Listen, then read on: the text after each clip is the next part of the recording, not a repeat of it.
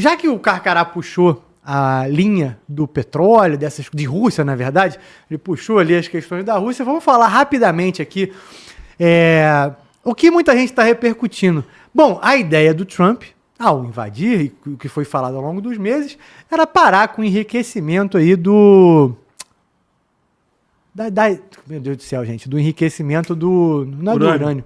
É do urânio? Não, do enriquecimento nuclear como um todo, né? De todas as possibilidades ali. Só que esse enriquecimento nuclear, ok, derrubou todo mundo, tá derrubando ainda, não vai ter como continuar. Mas o que muita gente está dizendo, comandante, é que já que o Trump vai estar lá mesmo, pode aproveitar alguma coisa disso. A reação do Irã está levando ao fechamento do Estreito de Hormuz. Ou seja, e não é, gente, só para deixar claro aqui, não é que o Irã botou um muro ali no Estreito de Hormuz para que ninguém possa entrar e sair, e aí isso vai gerar esse problema com o petróleo. É porque ele deixa posicionado na sua área litorânea bases não, né, mas armamentos para atacar todo tipo de barco, embarcações, navios, etc., que passem ali na frente. Então isso começa a gerar um gasto. Pô, se eles estavam atacando até civis, a gente mostrou aqui, enquanto o pessoal falava, os vídeos ali, um daqueles vídeos que a gente mostrou foi do Irã atacando o hotel lá, o hotel 6 estrelas, né? O hotel 6 ou 7 estrelas lá de Dubai, que é famosíssimo, e tacou a bomba naquilo lá, gente. Então se ele fez isso com civis, para atacar navio, é simples. Até a própria China, no meio desse cenário, começa e ela já tinha se preparado para isso há um mês mais ou menos, começou a já comprar mais petróleo da Rússia, porque ela já teve aquele problema na Venezuela e comprou coisa do Putin. Outra situação, outro cenário, pode se tornar aí uma guerra do petróleo. No famoso, já que eu tô aqui, a gente conhece o Trump, sabe que ele pode ter 2, 3, 4 objetivos ao mesmo tempo, porque no fim, é os Estados Unidos, né? É o Make America Great Again. Ele não tá ligando muito pro resto. O que você acha, comandante? Vamos ter aí uma guerra do petróleo? Esse problema com o Estreito de Hormuz meio que já começou. Será que ele se estende? Será que vai ficar pior ou vai melhorar? Eric, vamos lá. Para a gente falar de Estreito de Hormuz, né, eu conclamo aí os nossos ouvintes. Primeiro, assim, não dá para falar de geopolítica sem ter um mapa, né? Então, assim, quem depois dá uma olhada no que é o Estreito de Hormuz e a importância dele como um ponto de estrangulamento do comércio mundial. Nesse caso, como principal commodity, o petróleo que a gente está falando aqui agora.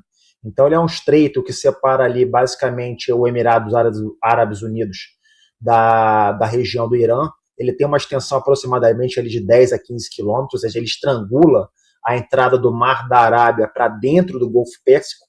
E a importância do Golfo Pérsico, basicamente, é porque desde as últimas décadas, da década de 50, 60, 70, essa região foi descoberta como uma das maiores reservas e produtoras de petróleo mundial. Então, daí a importância desse estreito, porque praticamente 20% do comércio internacional de petróleo que sai desses países produtores, aí você entenda Kuwait, Iraque, Irã, Emirados Árabes Unidos, Catar, Bahrein, próprio ali Omã, ele faz o escoamento por esse estreito. Ou seja, é como se você tivesse que sair da Ilha do Governador, vamos lá, Rio de Janeiro. Você tem que sair da Ilha do Governador, que é uma região complicada, e você só tem 2 pontes para fazer isso.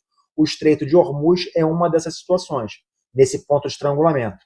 Então, sim, isso tudo que você reportou, Eric, é possível que vá acontecer, sim, mas para isso, desde o conflito da guerra da Venezuela, os países, né, os principais envolvidos, no caso Estados Unidos, China e Rússia, começaram a aumentar de forma muito intensiva os seus estoques, principalmente China, porque na ocasionalidade do fechamento do Estreito de Hormuz, que as mídias estão falando aqui agora, nesse exato momento, se o estreito está fechado ou não está fechado, a China vai ser a maior prejudicada, porque ela precisa da energia que brota desses lugares.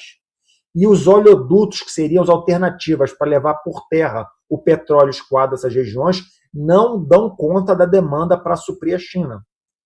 Então, hoje, o maior país que está sendo a maior vantajoso, tem a maior probabilidade de lucrar com essa situação, é justamente a Rússia.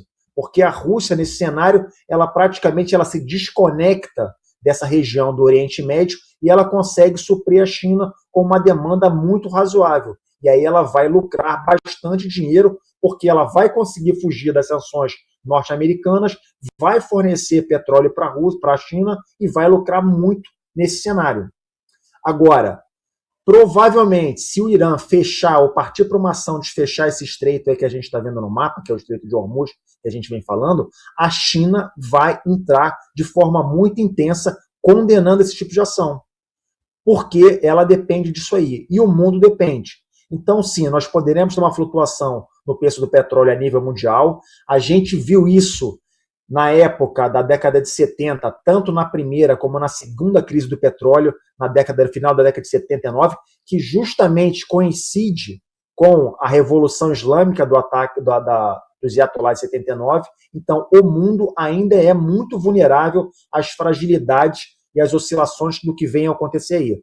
Não por isso, e não por acaso, a gente viu os líderes militares aí políticos, no caso Donald Trump, elegendo a marinha iraniana como um dos seus alvos prioritários.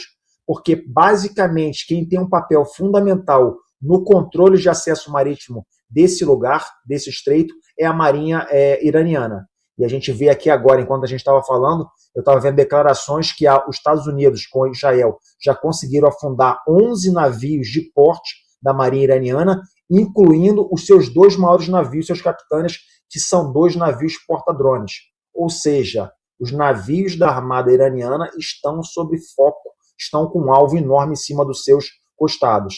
Então a gente precisa observar e torcer para que isso não oscile de forma tão intensiva o preço do comércio do óleo internacional, que aí sim, mundialmente tem capacidade de afligir a economia de muitos países, Eric.